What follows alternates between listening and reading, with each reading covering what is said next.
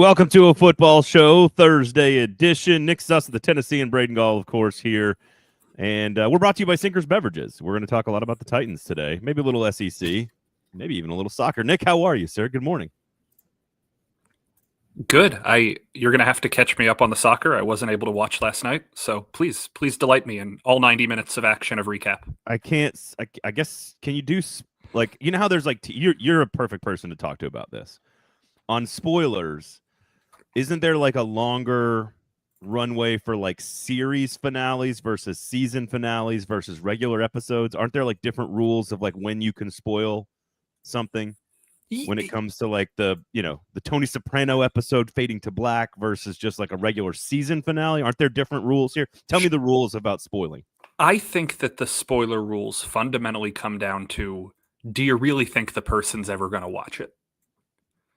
Like, last night I was telling the wife about an episode of Mad About You, and I felt bad spoiling it, and then I was like, she's never going to watch it. It's been 20 years, 30 years. You can spoil something that's 30 years old. I'm talking about, like, in the moment, like last night.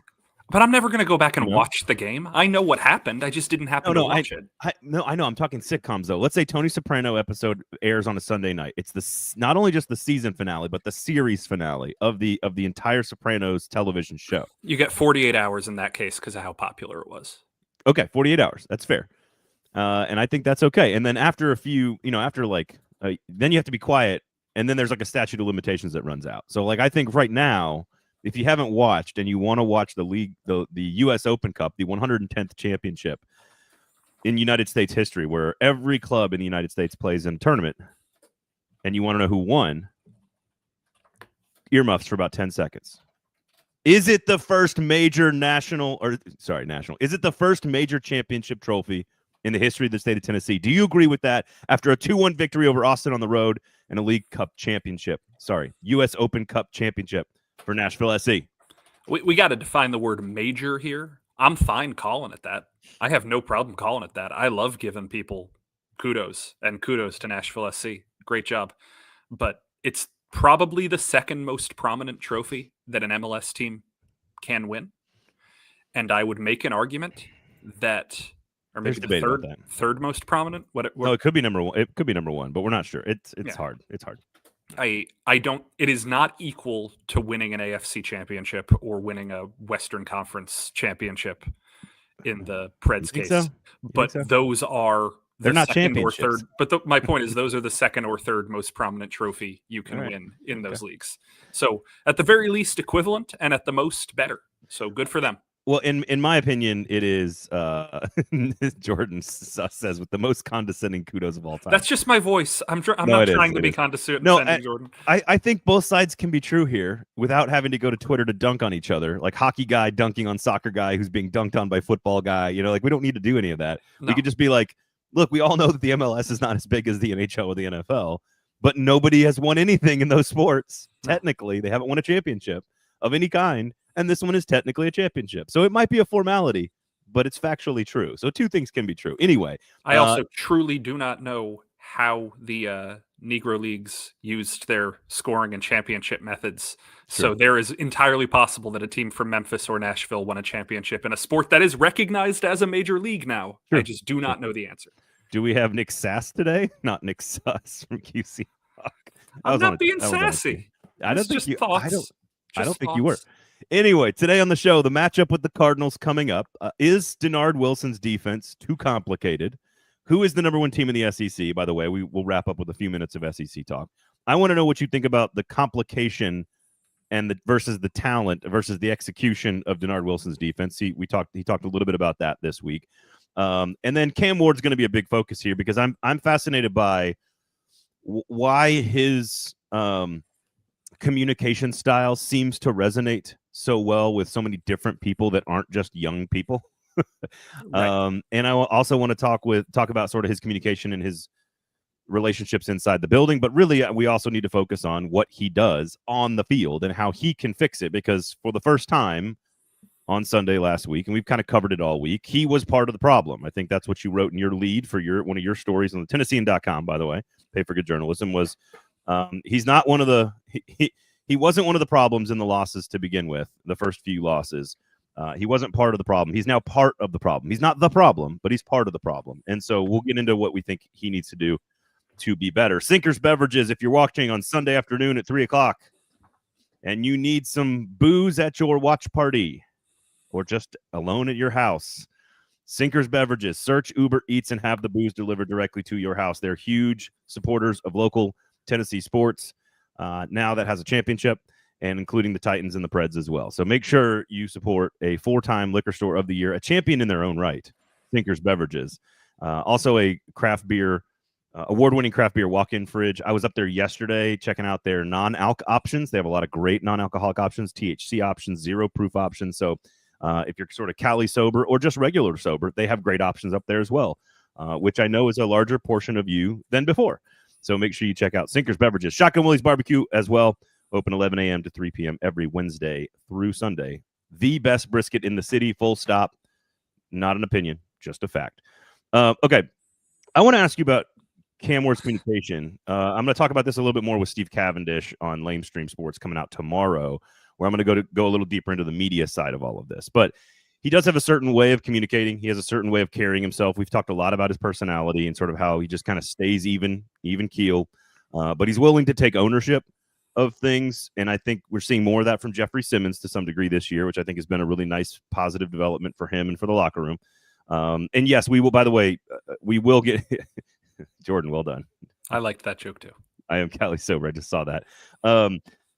With a Y, 2 L's. If you're listening on a podcast, there were some reports from ESPN, Jeremy Fowler and Dan Graziano about the temperature sort of underneath, Nothing that contradicts anything we've been saying or anybody else in the local media has been saying. So we'll get into some of that a little bit later on as well. I'm just curious if you think why is it that the we ass thing has resonated with people, has resonated with national media? It seems his sort of, he speaks like a young person, which for the first time in my life, having friends with teenagers teaching me about their language has helped me as a reporter for the first time in my life. So I'm just curious, why his style of communication? Why does it seem to resonate? And then what does that mean inside the locker room when they're all communicating together? So let me phrase this as something that's like 80% a joke. How do you feel about confirmation bias? It's probably a thing. We try not to have it, but it happens. Okay, then you're going to trust what I'm about to say. Look, this is all confirmation bias. Every last bit of this is if you already liked Cam Ward, you like what he said here. If you didn't already like Cam Ward, you're probably not going to like what he said here. If you already thought that Jeff Simmons wasn't that great of a leader, you're probably not going to like Jeff Simmons' response to Cam. If you thought Jeff Simmons was the face of the team and a good leader, you're probably going to like what Jeff said in response to Cam. This is purely people validating what they already believed using a lightning rod of a moment. Cam Ward is somebody who speaks this way. We spent hours and hours in July and August parsing what mid means because Cam describes things the way he describes things. He's a young person. He talks like a young person. What are we talking? This is not complicated. So if you were somebody who already thought it was refreshing to have a quarterback speak flatly, speak in candor, good. It's probably good. If you're somebody who was like, I want my quarterback to be more buttoned up and speak more as the face of the franchise type who projects calm or serenity or whatever, you probably didn't like this. So if the heart of your question is like, why are we fixating on this? Why are we talking about all of this?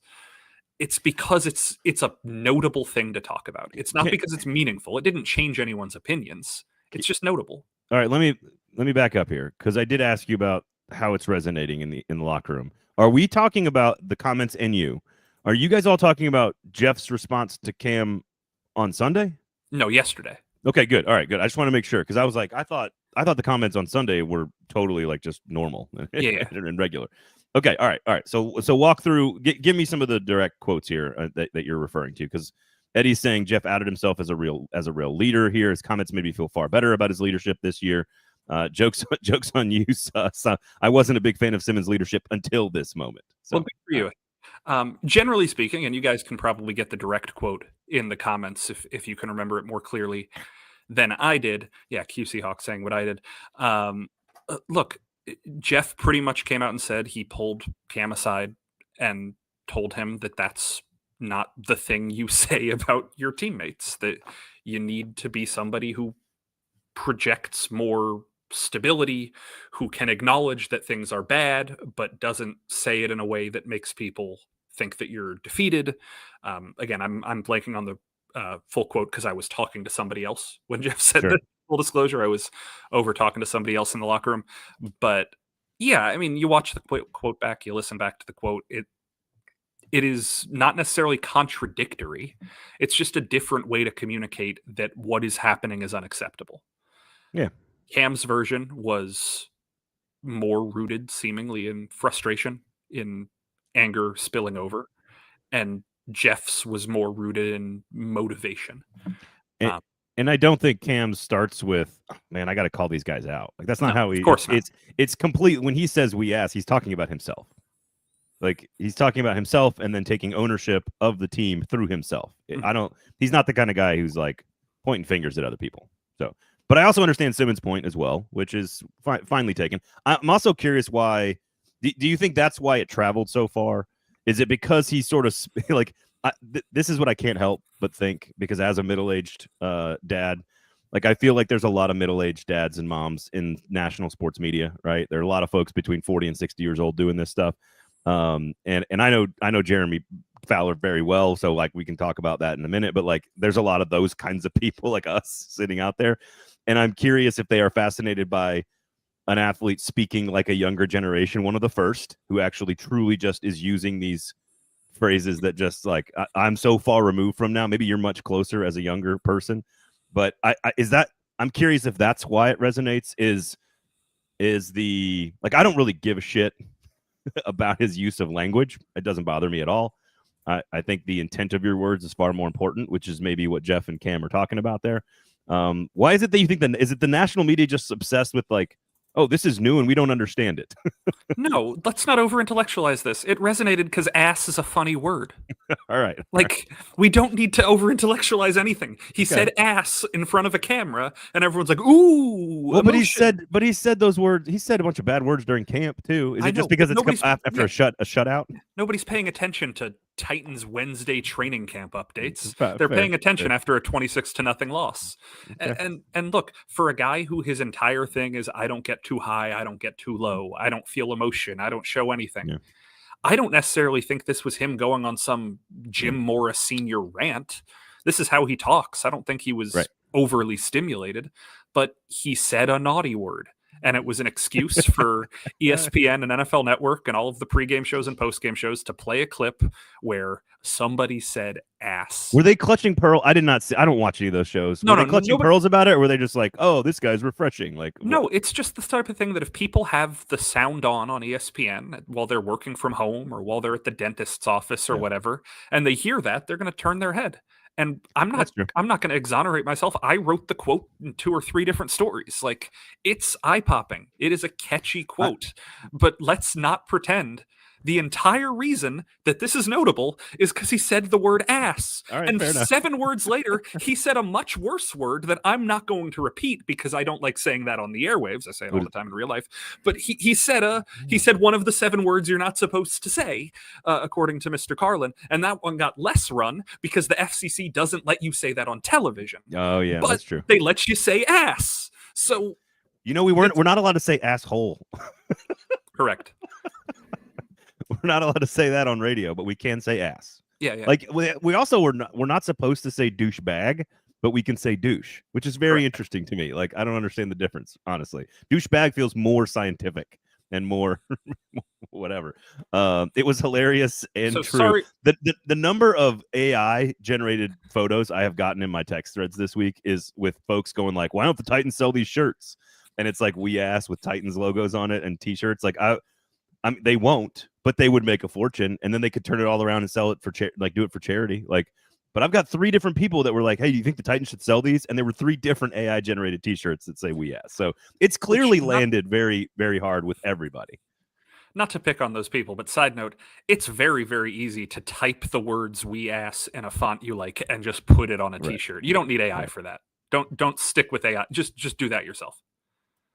Well, but it's not going to like look like a folded shirt in like Nissan Stadium on display, like a team would sell the T-shirt. But just design the shirt and sell it yourself. Make money. Don't use AI. No, that's true. That's true. I agree with that. I would buy one, as people in the comments are saying. They'd buy one as well. Any impact? Do you think anybody else on the team privately has anything to say about this at all? Yeah, I'm with you on that. I don't think it matters a whole lot. All right. Let's discuss sort of the self.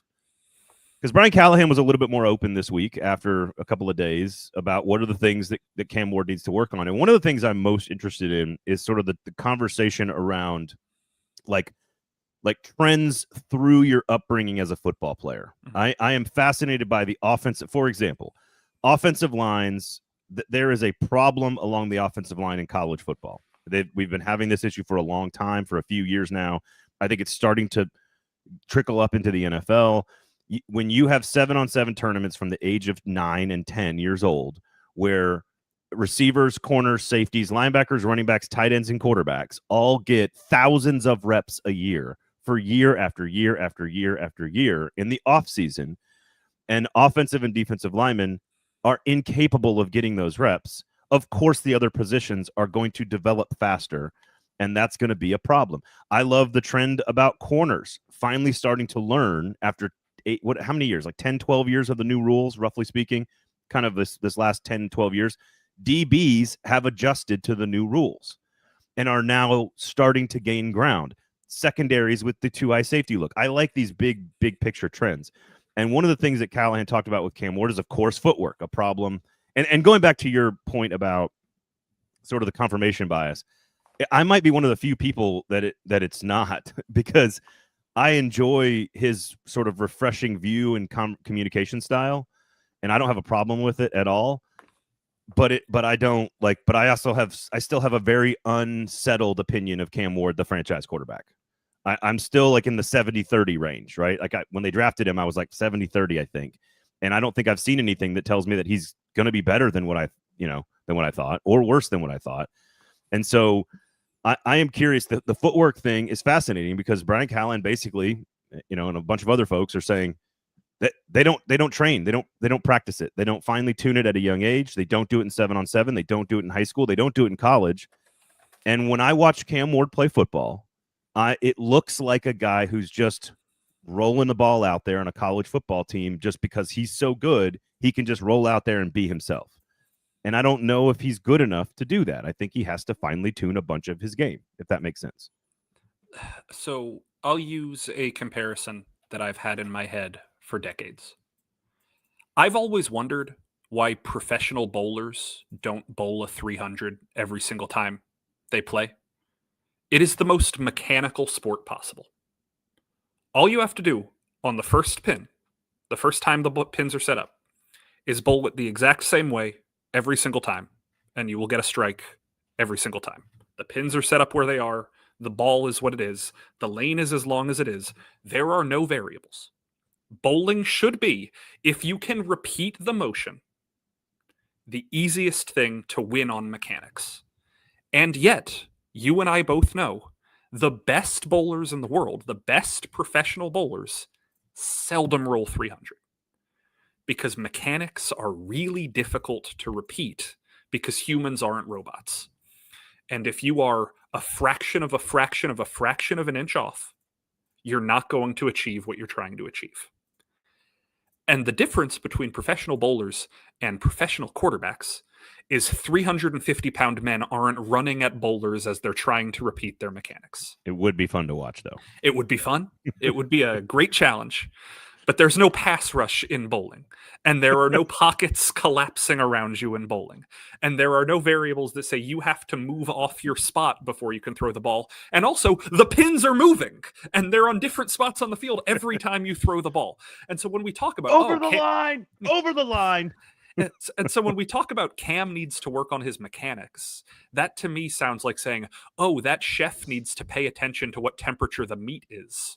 Yeah, that's just every single time anyone repeats a mechanical action. Totally agree. My theory is, and I think this is maybe what Brian Callahan was getting at this week, is that it's just, and I'm not saying that Cam won't do it or won't figure it out. I don't know if Cam has had to do it, and I don't think the sport demands that of players who are supremely talented at lower levels. And I don't necessarily believe that the NFL needs to demand that of players. Now, we can get into a sidetrack here of whether the Titans should have just fundamentally installed Cam Ward's offense from Miami and said, just try it. No, But I think that would have been a better easing in process than totally tearing him down and starting a new offense, or saying, let's try and fit you into a more pro style attack, or what's like. I don't think the NFL demands it. I think it just happens. Like, you have to be to hit really small windows that have, to your point, extremely talented pass rushers, safeties, linebackers, whatever, trying to stop you every step of the way. Like, you are required to inherently in the sport to be more predictable and accurate. Accuracy is value. That's it. And when Cam's arm angle drops and his footwork gets loose, that's not a Cam thing. That's every human that's ever thrown a football. It gets less accurate. And so maybe I'm not articulating this well enough. Maybe I'm just too much of a contrarian, because I know what you're trying to articulate. I just don't necessarily believe that the 15 years of the NFL since Cam Newton was drafted have taught us that fitting players into boxes that tend to work is the more successful strategy when you have a talent who can do it the other way. And I don't think Cam Ward is Cam Newton. I don't necessarily know if he's Lamar Jackson, if he's Andrew Luck, if he's Patrick Mahomes, if he's any of these do it whatever way you want because you're going to be successful type talents. But I do think it is a bit of a disservice to the guy to not just have a couple of games where you say, just do it your way. If your way works, let it work. If your way doesn't work, we'll fit you into a box. So did Callahan compare it to a golf swing this week? I feel like he kind of did, where he just kind of constantly tweet. Like, I'm reminded of watching Hard Knocks with Josh Allen, and there's been so much talk about Allen's delivery, throwing motion when he was drafted to where it is today, and how much work and study he's done on his shoulder rotation and his hips and where his feet are and everything, and his arm angle. And so I don't think it's ever. I think this is kind of two things can be true. Like, I agree with your point, but I guess he's never had to do it this way, and I think the NFL does require you to conform a little bit, not like out of like choice, but just out of like inherent existence inside of the way the sport works. And so I think there are moments when you absolutely like this, like in the 2-minute offense, he seems more comfortable. When they're running that kind of no huddle, he seems more comfortable because that is what he has played his entire life, obviously, and he's very comfortable in improv situations, which is great. That is, you have to have that skill as a quarterback in the NFL. If you do not have that skill, you will be limited from an upside standpoint, because you got to be able to be good when shit breaks down. And so I think he's got all of that. You also have to sometimes on 3rd and 4, the back foot has to hit on three steps, and you need to be in line, firing the football inside shoulder on a hitch route for Chig in between 2 linebackers in a zone. Like, you still have to be able to do all of it. Yeah. And so when you're a quarterback whose arm is your talent, not your legs, like your point with Lamar or Cam, maybe. But I also want to point out, I'm not just talking about this from a schematic perspective. I'm talking this from a philosophical perspective too. Like, we have seen time and time again that Cam, if he has his way, doesn't want to take the check down. We can all say that, right? Like, that's not a stretch. He doesn't like it, no. When Callahan or Hardigree or Holtz are asked, what do you see Cam getting better at? Over and over again, their answer is knowing where the ball needs to go, which is essentially saying he's getting better at not being Cam Ward. Now, I don't want to use the logical gap to say the only thing that makes Cam Ward good is that he doesn't want to take the check down, because that is not true. Right. I am not saying that. But it is a way of saying we are rooting out some of the things that make him him for the sake of conforming him to what works in the NFL. And that is probably a good thing. It is probably a good thing to teach a quarterback how to do the things that work in the league. The problem is, it's not working. Like, it's just not working. And it's been 4 weeks, and Callahan doesn't want to use the regression tag. He doesn't want to use the stagnation tag. And I get it. No, I want to talk about that because I think it's absolutely hilarious that you asked that question. And he said, no, it's too soon to have. And he's not wrong. 4 games, you can't really have a progression or a regression, really. But like, he goes, no, there's no regression. And then immediately talk about how good he was the game before.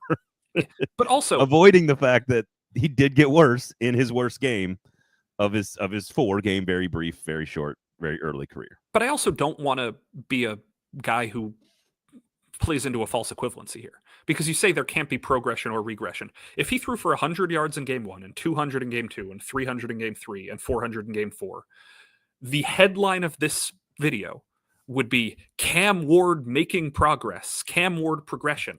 500 yards, question mark? Yeah. And look at what the title of the video is right now. Can Cam Ward make progress? That's all we're talking about is progress. And we would be calling it progress if it was getting better, even if it was just 4 games. So if it's getting worse, we can call it regression. Okay, that's fair. That's fair. I think in the grand, I think you are an honest broker of that term. I think there are lots of folks that are not honest brokers of a very small sample size in what could be a 10-year career with hundreds and hundreds of games. And so, and not to go back to confirmation bias, because I feel like that's not fair in a description of what I think of Cam, because part of my opinion of Cam is that I had no bias to confirm. I wasn't sure. I'm still not sure. I see a player who has plenty of ability, and from what I know about who he is and how he works, I think he's got plenty of. He absolutely could fix the small things. And this, to go back to your chef analogy, you have to understand the basics of cooking before you can start throwing crazy flavors in there. You have to perfect sort of the 2-yard, handoff.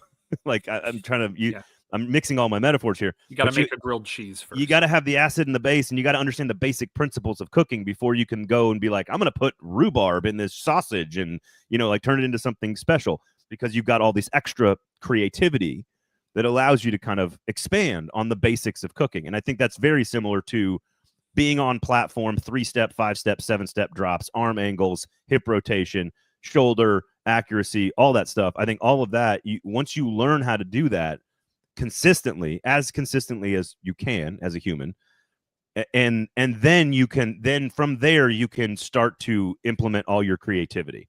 And I think it's interesting to think through the position and say, you know what, we're just not teaching those foundational principles in middle school, high school, 7-on-7, and college football like we used to. And what's fascinating, and I don't know if you thought about this at all. I don't know if you watched any college football last Saturday night. I did. But Dante Moore at Oregon and Ty Simpson at Alabama, I walked away finishing those 2 games late Saturday night after all my family was asleep, because I was watching both of them at the same time after coming back from the SC match. And I could not help but think that the reason Ty Simpson was in complete control on the road against Georgia, and that Dante Moore was in complete control on the road in Pappy Valley, was that they had spent a year sitting on the bench practicing.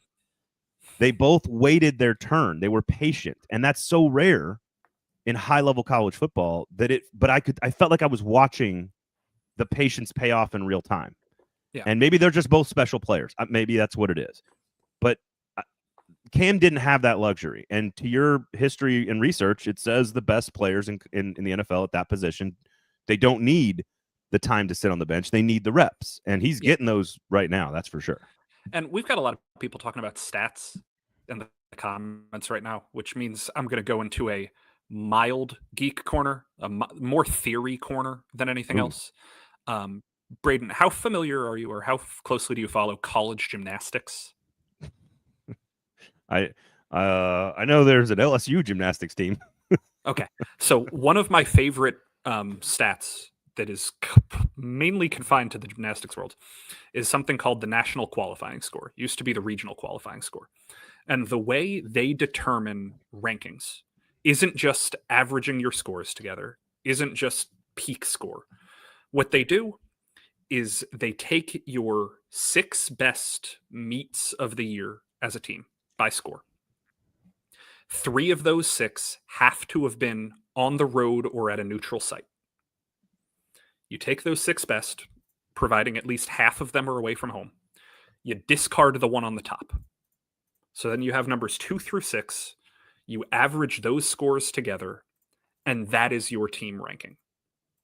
That is a good way to take stuff that generally is pretty good, is a good sample of what your school, what your team is best at, who you are, while also taking away things like home court bias, while taking away things like if you had one incredible day or taking out the outliers, and just saying this is what a team is. And I've long argued that we need to translate that stat to starting pitchers in baseball and to quarterbacks in the NFL. Cam does not have enough of a sample yet to do this. Yeah. But when we're talking about Levis in the comments, if we were using NQS, if we were qualifying score his creativity. Will Levis or Cam Ward? Will. Take away the Atlanta game. You take away the Atlanta game because that's on the top. Yeah. And so then you're looking at what he is, the best of his best, numbers 2 through 5, providing 3 of those games have to be on the road. You have the Miami game. His rookie year is his best road game. You probably have the Chargers game last year as a solid road game. And the Texans, maybe the Texans win as a good road game. And then his 2 next best home games or road games, whatever you want. And that's roughly the way to look at Levis. The whole oh man, his first 4 games, we have such a gigantic outlier from that Atlanta game compared to Cam not having an outlier. Positive or negative. You sound like Jeffrey Simmons describing the run defense. Like, we're a great run defense other than that 170-yard run we gave up. Sure. I'm just kidding. I understand that it can be a little bit defensive, but I also think that it's a good way to determine who you are. No, I know. I'm channeling my inner PK there. Yeah. QC says he was a triple option quarterback in high school, started at a small school in college. How much has he actually been taught the basics? Probably not much yet. And that is ultimately my point, is that I think that is happening less and less for all people, but in particular Cam Ward, who didn't ever get to a professional coaching situation of any kind, really, sort of Washington State, but really at Miami.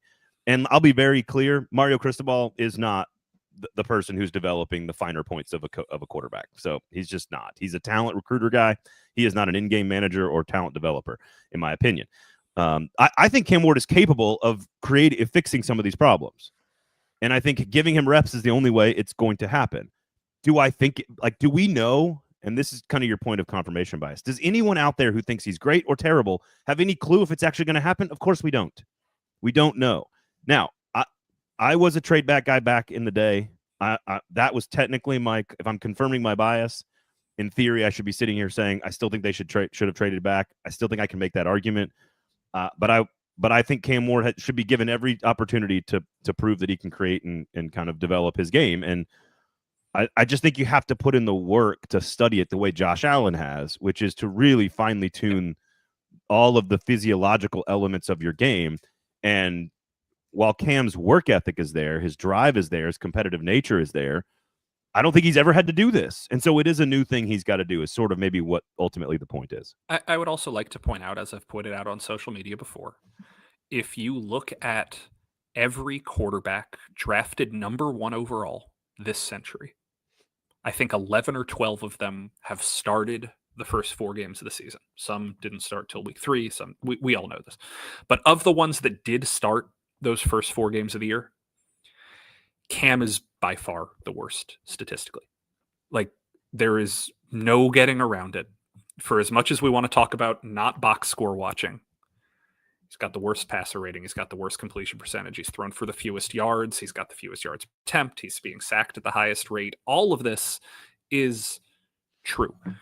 So we don't necessarily believe in exclusively box score watching here. We don't need to draw conclusions based off of it. But it would be disingenuous to just say, well, I'm watching the games.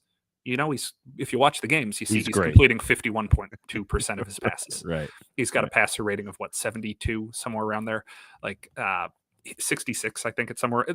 Whatever it is, his numbers don't compare to the other players that have the expectations on him. It's almost as if when we spent the entire summer saying he's the least talked about number 1 quarterback ever, and then he came out and started his career as the least productive number one quarterback ever, Eee. if you are one who is prone to confirmation bias, Oh God. that is something that can tell you something. None of this means his career is over. None of this means he won't get better. Sure. But we do have to be realistic and tell both sides of the story that I'm watching the games, and in week 1 and in the first half of week 2 and in the first half of week 3, I thought that's a guy who's not the problem. In the second half of week 2, in the second half of week 3, and almost entirely for week 4, Bingo. I thought he was a big part of the problem. Yep. And I don't think he's making other players around him better, but also the other players around him are not making him better. So it's all bad right now. And, Bo Hardegree, I don't think had a great first game calling plays, running the ball on 3rd and 12 and trick plays at the worst possible time. And, again, play calling is hard to analyze. It's all about timing and feel. Z Dean says Braden will die on the team trade back hill. It's not that I just trying to be authentic to what I had told all of you back in the day, back at that moment. And I'm trying not to let what I'm seeing confirm what I thought they should have done. I'm trying to give him every opportunity to prove me wrong on that. And even still, it may not. You'll never, until the end of this whole journey, are you ever going to know what the right decision was? And so I don't know. We'll see what happens. We'll see what happens. That's a nice segue, though, right? What into know what the right decision was? Well, my question to you is, I've talked about this now with PK and with Stillman and a few other places, so I don't remember if you and I got into this. But this is around, look, Jeremy Fowler and Dan Graziano kind of reporting that as of right now, they think the Titans will wait till the end of the year, but also conflicting reports. League sources are saying that the temperatures are rising. Go figure on Brian Callahan. When you've lost 10 straight games and you're 0-4, of course the temperature is rising. But I find the more interesting question to be, who do you trust to know when you need to make the decision or not make the decision? And that has to be Chad Brinker and Mike Borgonzi. They have the most football IQ, experience, acumen, wisdom in the building. You also have a bunch of other former GMs and kind of close to GMs in the McKenzies and Zieglers of the world. Like that groupthink has the most football knowledge to try to make this decision. I don't think the other group that is above them, the Burke Nihil, Amy Adams Strunk, Bryce Wasserman group, has more knowledge about football. They don't. So I don't trust them to make the decision. The question is, do we trust the current folks to know whether or not they need to pull the plug or invest more in Brian Callahan? And I don't, I think that's just something we're just not going to know. I don't know. Who do you trust to make that decision? Who do I trust, or who do I think is ultimately in charge? Because those are two both different questions. Well, yeah, both. Answer them both. I think that this comes down to two people. I think that the two people who will end up making this decision are obviously Amy and Brinker. This is not saying Mike Borgonzi is not the general manager. I believe Mike Borgonzi is, in the conventional sense, the general manager. He is in charge of the roster. He is in charge of roster decisions. And he is, as far as I know from reporting and from observing, the one making personnel decisions. I do think that Brinker is their boss. We know how the hierarchy works. He is in charge of the operation. He has final say. And so I do think, from talking to people and from just observing, that this is going to be Amy and Chad have the decisions, and all of the advisors can chime in. And that doesn't discount the coaches. Like, the coaches still are talking to these people, and this is not a monarchy in any sense. But, like, who do I trust to make the decision? I think the decision's going to be made for the team, unfortunately. Ooh. Ooh. Ooh. Eddie says, where are you at on the ride it out or pull the plug question, Braden? Nick just answered that question. He says the answer is going to be obvious, which I assume is 0-7 after losing to Mike Vrabel. Whether it's 0-7, whether it's 1-9, whether it's 3-14, whenever it happens, I think that this team is not, from what I watch every day at practice, from what I see on Sundays when I'm watching along with you guys, this is not a team that I think is going to get hot and win 6 or 7 games in the second half. Yeah. And we can go back to talking about it in July, talking about it in June, when we're saying, how many wins do you have to have as the Titans for Callahan to feel safe about year 3? we were all hovering around, well, if it's 5, if it's 6, if it's 7, you can probably make the argument. If it's 7 or 8, you probably have to keep him for sure. But 5 or 6 is that soft zone, and anything below, you probably don't come back. We were saying that in June. Right now, I don't have the confidence that this team's going to get to 5 wins. Yeah. No, I'm with you on that. I had him at like 6, I think, and I certainly am taking the under on that now. Z Dean says the Bill Callahan, and Eddie, to answer your question directly, I'm kind of with Nick on this. Like, I am very conservative when it comes to firing coaches. I think you should give them every opportunity because there's so many points of evidence or instances where a team sort of was patient and let the investment run its course and it paid off. Especially, college and pro. But I think to Nick's point, it will be obvious at some point. And, even then, it doesn't mean that Brian Callahan, if he goes 3-14 and he has 2 bad seasons, it still doesn't mean Brian Callahan couldn't go on to become a good coach somewhere. Correct. Like, that's what's crazy about this entire business and this entire industry of being a coach in the NFL is you learn, you make mistakes, you get better. That's life. And sometimes you get better enough to do a better job somewhere else. I can't remember the exact data points they used, but back in like 2009, 2010-ish, back when ESPN, the magazine, existed, they did a big research study on statistically what kind of coach makes the best coaching hire in the NFL. And the answer they found was somebody on their second try. Like, generally, that is the best marker of how successful a coach will be, is somebody getting a second chance and learning how to do it a second time. Yeah.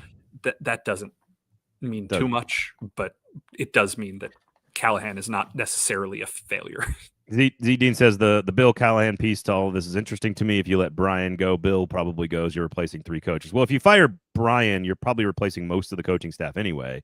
I don't think Bill being an interim coach matters to the team or to the long-term development of Cam Ward or whatever. This is I think a more interesting question here. Ed says, what is gained by removing Callahan now? It would still be his handpicked coaches that are left, and no team can change their entire offensive scheme. I don't think you do it to change this season. You do it to maybe refresh the message in the short term, but you're doing it to hire a new coach next year. Here we go. Eddie says, I'll die on the hill. Bill has absolutely made the offensive line better. I know people disagree. I think they're better. I don't know how much better they are. Zach Lyons, good shout out to a former co-host on a football show, brought up a name I had not thought about, Doug Peterson, and that piqued my interest. First of all, I don't think he likes Doug Peterson. That's interesting that he brought him up, but he's one of those guys who's like a nice quarterback guy for a year or two, and then like the team kind of loses its focus after that. Yeah, Doug Peterson, pretty famously, not a long-term investment as a head coach. Right. His shtick worked really well for a few years in Philly, and then stopped working. Yeah. Worked pretty well for like a year and a half in Jacksonville, and then stopped working. I want to kind of get to some other stuff here, and I know we've had a long conversation about Cam. Sinkers Beverages, by the way, please go support them. Good local business. They have allocation, or they've got great allocations. They do that too, but they have free tastings. I went in there yesterday. They start kind of Wednesday night. They run mostly Thursdays, Fridays, Saturdays. You can go in there and get some free stuff. They've got wine or champagne or THC or beer or bourbon. They've got tequila tastings. They've got all kinds of stuff in there to just kind of give you free samples and try to find out maybe something that you don't normally drink that you might be able to find. And so really knowledgeable staff. Obviously, they've kept this show going for a number of years now, so please go support them. Please join the in crowd and order their stuff off Uber as well. Uber Eats, search Sinkers Beverages. Award-winning brisket at Shotgun Willie's Barbecue. I don't know how many times it's super easy to get to. It's like right off Briley Parkway, like right there north of the city, less than 10 minutes from Nissan Stadium. It's a huge parking lot. It's super easy to get in and out of, and it is the best brisket you will have in this city. I promise you. Get the magic green beans and get they've got dill pickle potato salad and jalapeno cheddar mac and cheese. All of the side items are spectacular. And you can tell I eat that regularly because I just did that right. No talking points. No talking points. So go check out the Shotgun Willie's Barbecue as well. I want to talk Cardinals, and I want to talk Denard Wilson real fast, but I'm curious. My question about Denard Wilson, it sounds like he says he wants his defense to think less, and he wants them to react more, and he wants them to play that leads to playing faster. And I'm curious about the strategy going into the season. Is it smarter to have, because you are probably talent deficient at a number of positions, whether that's corner, whether that's linebacker, whether that's pass rusher, whatever it is it smarter to overcomplicate things to try to make up for the talent differential? or is it smarter to make things super, super simple so that your talent differential can play faster? Where are you at on that? Because it sounds like they went complicated to start and are now going the other direction on the defense after just 4 games, which is a big change, it seems like. I generally am of the opinion that the only advantage defense has in modern football is that they don't have to think if they don't want to. Like, you can't play offensive football purely off of instinct. I think you probably can play defensive football purely off of instinct at least a couple of positions. So I would be team simplify it. I am certainly oversimplifying how difficult it is to play defense in the NFL. But if you are a pass rusher on 3rd and 8, go get him. If you're a cornerback in man coverage, cover your guy. If you are a linebacker whose job it is to run fill, go get him. Like, as dumb as this sounds, I tend to be okay with saying just see ball, get ball if you're on defense and try. I tend to agree with you. And then that leads to the question, why was it so complicated to start the year then? Jeffrey Simmons, by the way, has been spectacular. But the guys around him, like, have we mentioned Draymond Jones the entire season? Like, that was a $10 million investment in a player we thought could be pretty good. Not great, but like pretty good. Obviously, Cedric Gray had a big game. Safeties have been interesting. Corners have been very volatile and a big part of the story. Trade with Jarvis Brownlee and Snead playing better than expected, and then having some really critical breakdowns in critical moments, which I think is part of the Denard Wilson strategy, which is in the 4th quarter, things are wearing down. Snead's worst 2 plays of the season were against Devontae Adams in man coverage and against Nico Collins down the sideline. So I'm curious to see the impact on that side of the ball. I don't know what it means to simplify. Like, I'd like to know more about what he actually means on that. And he's not going to give away his secrets, but I agree with you on defense is largely an instinct driven side of the football. And offense is the advantage is, where you're going. Yeah. Right. Which is the thinking part of the game, which is why I had to be on offense. I could not play defense. Totally same. Truly, I did not have the instincts to just react athletically to what was going on. But as long as I knew where I was going, I could set you up with technique and I could get your hips twisted in the wrong direction. And then I could get, be open for a half a second on an out route. By the way, I wanted to ask you about this. Anything else on the defensive side that you want to add? I know that was a kind of a quick conversation, but anything No, else? I think that the Titans defense has one fundamental issue, which is there's no depth. There's absolutely no depth. Yeah. And so if your best players aren't playing well, there's no option to change them out. And also you need them to play more and more and more because you don't have depth pieces. So this is all what we expected. Titans defense isn't very good right now. We'll see if they develop. Yeah, and honestly, Z Dean's saying this, through 4 games, it seems like the Titans can't execute basic concepts, and it does feel like simplifying the entire thing is the only option for them right now. Like, that seems to be the only option. So I am curious going into the Cardinals game. We could discuss the matchup a little bit, but I'm more curious about the offense around Cam. It seems like how healthy is this group going to be? How much do we expect to see? What's Tajay Spears' role going to be? What's Calvin Ridley up to? Like, what is the offense expected? What do you expect them to look like around Cam this weekend and on to the future? Yeah, you don't have to hold me to this, but I would probably expect Tajay to play at least a little. He looks good when I see him moving out there. I would be a little bit surprised if they don't give it a go just because of how much time he's had to sit and rest. Ridley, we'll see. We will see. He played through it last week, obviously, so there is a chance he can play through it. Latham, if he doesn't practice today, I'd be a little bit surprised, but it's a hip injury. It's muscular.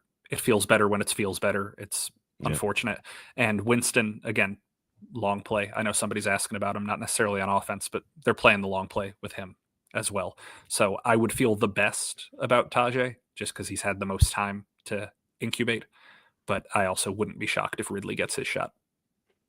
Z Dean says, what's wrong with Ridley besides his hands? He was grabbing at his knee a little bit during the game on Sunday. I don't know if that was ever shown on the broadcast, but I remember watching it on the sideline. He was he had some discomfort, and he also has an elbow injury on the injury report. I do not know anything about that, but the knee thing was something that I saw happen in game, and he played through. He obviously didn't get a whole ton of reps, but he played through it.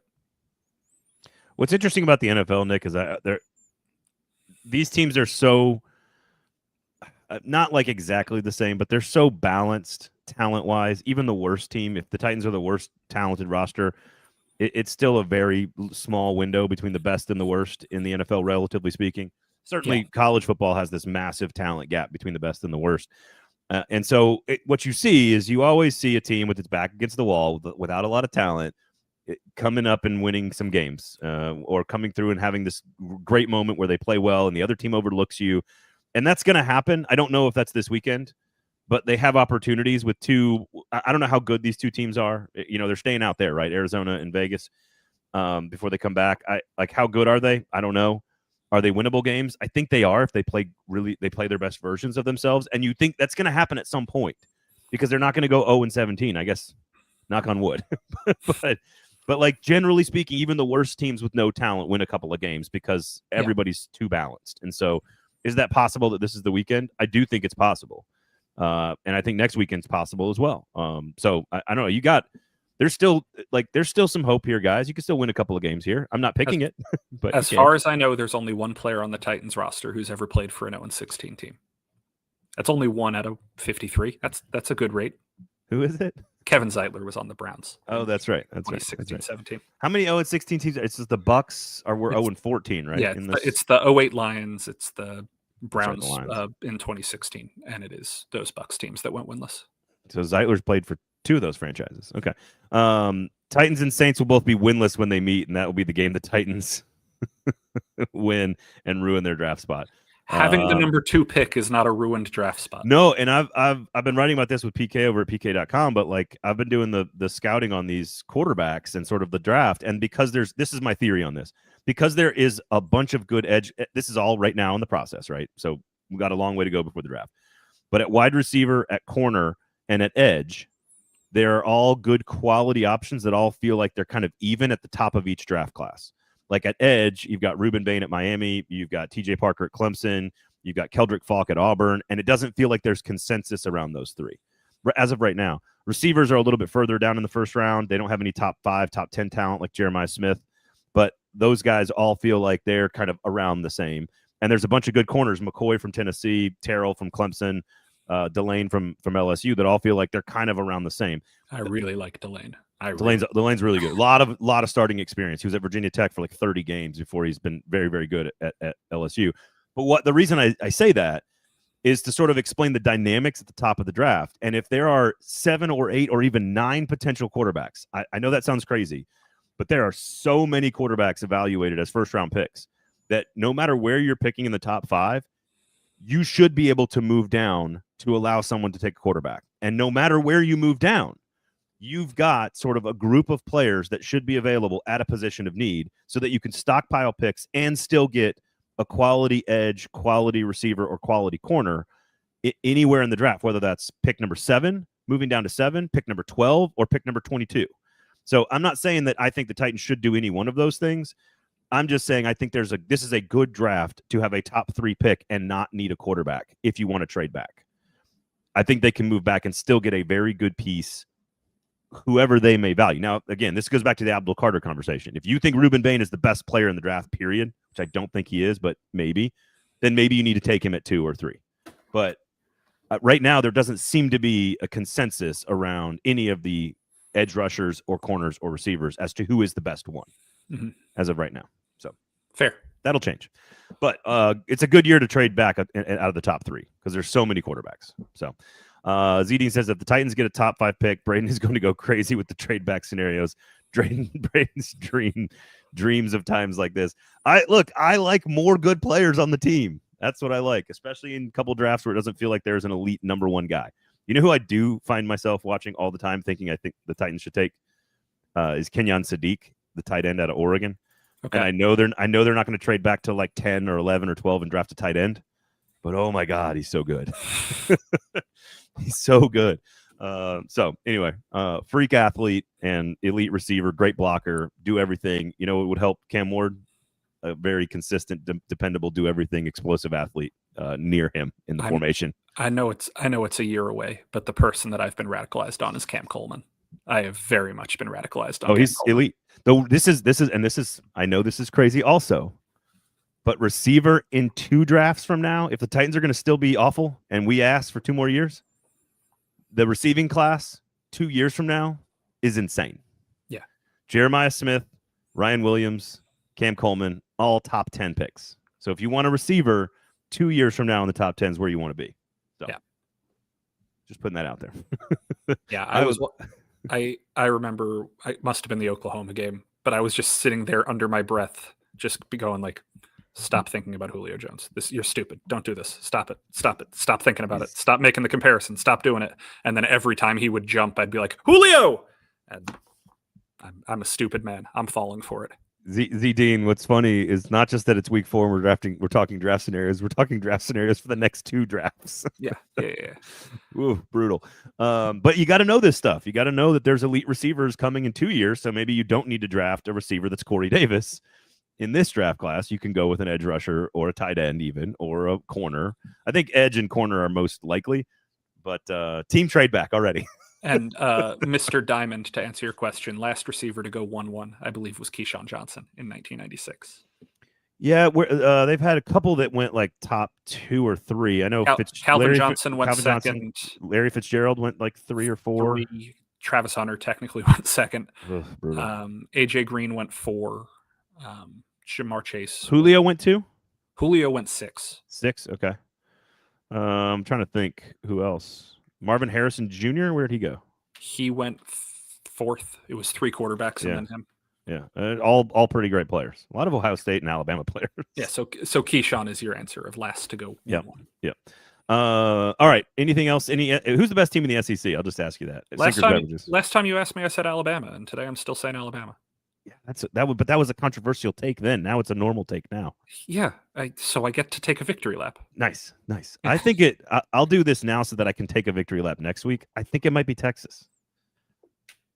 Who are they playing this week? They're at Florida. So that's the game where we got to victory lap. That's the game where we got to see if Arch has made progress. No, that's a hostile environment. They're only 6-point favorite. Defense is very good for Florida. So we'll see. Vanderbilt, Ole Miss, Missouri, all very good, but they have not yet gotten there yet. They need to keep proving it. Vandy can do that this week against Alabama. Ole Miss is getting there. They've continued to prove it. Tennessee's pretty good. A&M's really good. It's completely wide open, man. It's totally wide open. It's going to be a lot of fun. If I move to the side and you see all of my Ole Miss and Georgia gear over on my desk, I just can't talk about Ole Miss. I can't talk about Georgia. I spent too much time there. I don't want to sound like a shill. So because you like them too much. I enjoy watching those teams play football. If you want to watch Kyler Murray play football twice, watch the Cardinals and Ole Miss in the same weekend. Oh, Eddie, you're going to respect the Armada eventually, Braden. Look, Diego Pavia is the most important player in Vanderbilt school history. This is maybe the best Vanderbilt team ever of all time. This is the best stadium and the most investment that Vanderbilt has ever put into their program. I have always rooted for Bobby Johnson and Robbie Caldwell, maybe not James Franklin, but I have always, Derek May, I've always rooted in this weird way for Vanderbilt to do well, but it never came with investment and the right player. And now they have the investment, the stadium, and the right player for it. And I don't think Vegas thinks that Vandy is not going to win the game. Vegas thinks Alabama is going to play extremely well. They started as a 14-point favorite. It's way down to 10, so bettors are on Vandy. But last week we had Bama at -2 or +2 on the road against Georgia. Vegas doesn't mean everything. It's not right all the time, of course, but it does tell you how they think a team's going to play. And they think Alabama's going to play pretty well this weekend at home in a revenge situation. The difference being Bama can't stop the run. Florida State and Georgia both ripped off huge chunk yards. Can Vanderbilt take advantage of that? That's the question.